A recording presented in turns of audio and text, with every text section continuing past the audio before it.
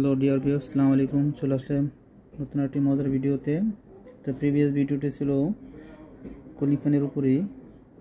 তো কুলিং ফ্যানের air flow এবং রোটেশনটা কীভাবে চিনবেন বা বুঝবেন, এবং ফ্যানের সাথে বিএফডির সাথে কানেক্ট করার সময় কীভাবে কানেক্ট করি, পাওয়ার সাপ্লাই ছাড়াই কীভাবে আপনি এয়ার ফ্লোটা বুঝতে পারবেন।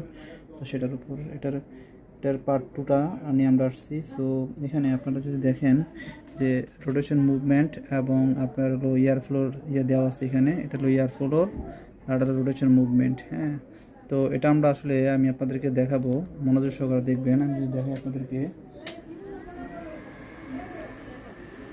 দেখেন আমার এখানে যদি ধরি আমি, দেখেন এখানে কিন্তু আমার এয়ার ফ্লোর কোনো কিছু পাচ্ছে না আর কি। হ্যাঁ, আর আমরা যদি ঠিক ফ্যানের এখানে ধরি, দেখেন এখান থেকে কিন্তু বাতাস আসতেছে।